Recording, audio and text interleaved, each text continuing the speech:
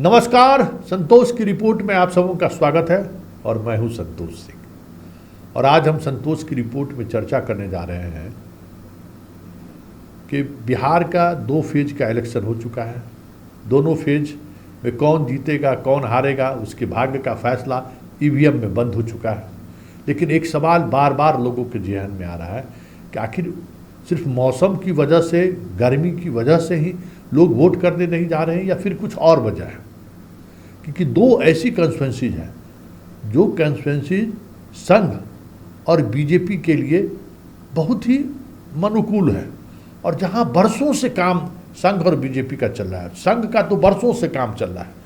यूं कहें तो संघ बिहार में प्रवेश किया तो सबसे पहले इन्हीं इलाकों में प्रवेश किया जहां उन्हें मुसलमानों को लेकर जो उनका नैरेटिव है उस नैरेटिव को अच्छे तरीके से बढ़ाया जा सकता है। फल फूल सकता है। हम बात किशनगंज और भागलपुर की कर रहे हैं। इन दोनों कॉन्स्टिट्यूएंसीज में भी 2019 की तुलना में यहाँ भागलपुर में तो 7% और वहाँ लगभग 3% वोटिंग कम हुई है। और अगर ओवरऑल हम बात करें जिन 5 कॉन्स्टिट्यूएंसीज में वोटिंग हुई है तो लगभग 11.5% वोट कम पड़े हैं पिछले चुनाव की तुलना में। इसकी क्या वजह है? सिर्फ मौसम या फिर पॉलिटिकल पार्टी के उम्मीदवारों को लेकर जो इनकम्बेंसी है उसका असर है? ये सारी विषय पर हम सोच ही रहे थे। उसी दौरान कल वोटिंग के दौरान एक संघ के बड़े ओहदे पर पूर्व मतलब बैठे हुए एक व्यक्ति का फोन आया। चुनाव के सिलसिले में ही बातचीत हो रही थी। अचानक उनके व्हाट्सएप स्टेटस पर, क्योंकि उससे पहले एक मैसेज उनका आया था, हमारी नज़र पड़ गई। उन्होंने व्हाट्सएप स्टेटस पर दीनदयाल उपाध्याय का एक कोटेशन लगा रखा था और वो कोटेशन बहुत कुछ कह गया। जैसे उस कोटेशन को हमने देखा मैं समझ गया कि कुछ न कुछ हो रहा है। वो कोटेशन ये है, कोई बूढ़ा प्रत्याशी केवल इसलिए आपका मत पाने का दावा नहीं कर सकता है कि वह किसी अच्छे दल की ओर से खड़ा है। दल के हाईकमान ने ऐसे व्यक्ति को टिकट देते समय पक्षपात किया होगा, अतः ऐसी गलती को सुधारना मतदाता का कर्तव्य है। ये दीनदयाल उपाध्याय ने 1961 में लिखी है ये बात। ये उनके स्टेटस में लगा हुआ था। तो ज़्यादा उनसे इस संदर्भ में मैंने नहीं सवाल किया, लेकिन जब इस स्टेटस के आधार पर संघ से जुड़े लोगों से जब हमारी बातचीत होने लगी तो पता चला कि ये मैसेज पूरे वायरल हो गया है संघ और उसके अनुषंगिक संगठन से जुड़े लोगों के बीच। मैं हैरान रह गया, इसका मतलब क्या है और ये मैसेज देने की जरूरत क्यों पड़ी? जब इलेक्शन खत्म हुआ तो बहुत सारी चीज़ें समझ में आनी शुरू हो गई। संघ पूरी तौर पर अपने आप को इस इलेक्शन से अलग रखा है, वजह जो भी रही हो। लेकिन ये साफ हो गया है कि इस बार मोदी को लेकर भी संघ उस तरीके से काम नहीं कर रही है, उस तरीके से काम में जुटी हुई नहीं है जिस तरीके से 14 और 19 में जुटी हुई थी। क्योंकि संघ कहीं न कहीं लग रहा है कि बीजेपी से नाराज है और इसकी नाराजगी समझ आई भागलपुर जैसे कॉन्स्टिट्यूएंसीज में जहां संघ का सबसे ज़्यादा काम आज भी हो रहा है, किशनगंज जैसे कॉन्स्टिट्यूएंसी में जहां संघ का सबसे ज़्यादा काम आज भी हो रहा है। लेकिन आप देखेंगे कि संघ से जुड़े हुए लोगों ने वोट करने के लिए गए ही नहीं, बाहर ही नहीं निकले।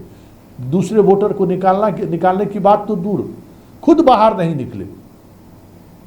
और इसका असर किशनगंज के चुनाव पर भी देखने को मिलेगा और भागलपुर पर तो आज तो चर्चा शुरू हो गई है।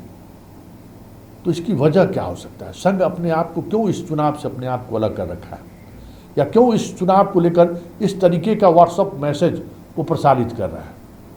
तो कहा जा रहा है कि टिकट वितरण को लेकर भी संघ सहज नहीं है, बिहार में भी और बिहार से बाहर भी। कई ऐसे संघ के चाहने वाले लोग हैं, संघ से जुड़े हुए लोग हैं जिनके बारे में संघ की इच्छा थी कि उन्हें टिकट दिया जाए, लेकिन संघ की इच्छा को इस कदर नज़रअंदाज किया गया जो ये साहस वाजपेयी भी नहीं कर पाए थे, मोदी भी इस तरीके का साहस जुटा नहीं पाए थे। लेकिन इस बार मोदी ने भी उस तरीके का साहस जुटाया। बिहार में ही अश्विनी चौबे का टिकट कटना, संघ कहीं न कहीं उससे नाराज है। कि अश्विनी चौबे को इस तरीके से टिकट काटने की जरूरत नहीं थी। वो अभी सक्रिय राजनीति में एक टर्म और चल सकते थे। कई और उम्मीदवार हैं। फिर बीजेपी की जो कार्यशैली है, जिस तरीके से हिंदू मुसलमान को लेकर सीधे सीधे तौर पे मोदी अटैक कर रहे हैं, उसको लेकर भी संघ सहज नहीं है। जो कल हमारी जो बातचीत हुई थी, ठीक अररिया की सभा के बाद उनसे बात हो रही थी। उन्होंने कहा कि देखिए संतोष जी, इस तरीके से प्रधानमंत्री पद पर बैठे हुए व्यक्ति को नहीं बोलना चाहिए जो वो बोल रहे हैं। इससे हम जो संघ की जो धारणा है कि हिंदुस्तान में रहने वाले तमाम लोग सनातनी हैं, तमाम लोग के शरीर में एक ही तरह का रक्त है, वो चीज़ें टूट रही है और इसका असर काफ़ी गहरा होगा, जिसको भरना बहुत बहुत मुश्किल है। देश विभाजन के बावजूद भी यहाँ कुछ दिनों तक लोगों के बीच तलखी रही, लेकिन धीरे धीरे हम लोग साथ जीना सीख लिए। यहाँ लड़कर ये इस तरीके का इजराइल नहीं है, ये फिलिस्तीन नहीं है। यहाँ मुसलमान भी जो है सो बहुत सारी भारतीय संस्कृति से अपने आप को अलग आज भी नहीं कर पाया है वो। ऐसे में इस तरीके के भाषण से हम संघ के लोगों को भी काम करने में परेशानी होगी। हम जो व्यापक जो हमारा नज़रिया है, उस नज़रिया पर भी कहीं न कहीं इससे इसका असर पड़ेगा। और सत्ता ही सिर्फ हम लोगों का लक्ष्य नहीं है। सत्ता हम लोग प्राप्त किए, राम मंदिर भी बन गया, धारा 370 भी हटा दिया गया, कश्मीर के इशू पर जो हम लोगों की लड़ाई थी वो भी हो गई, लड़ाई पूरी हो गई है। CAA और बाकी चीज़ें हैं, वो भी चीज़ें चलती रहेंगी। लेकिन अब मथुरा को आगे बढ़ाना, काशी को आगे बढ़ाना, ये सारी चीज़ें ऐसी हैं जो एक तरीके से समाज में कटुता बढ़ा सकता है। तो मैंने कहा कि सर आप क्या बात कर रहे हैं, मतलब बीजेपी जिस लाइन पर जा रही है वो तो सत्ता, इसी के सहारे सत्ता पाना चाह रही है। तो उन्होंने कहा कि देखिए ये देश का मिजाज ये नहीं है, हम ज़्यादा दिनों तक इसके सहारे राजनीति नहीं कर सकते हैं।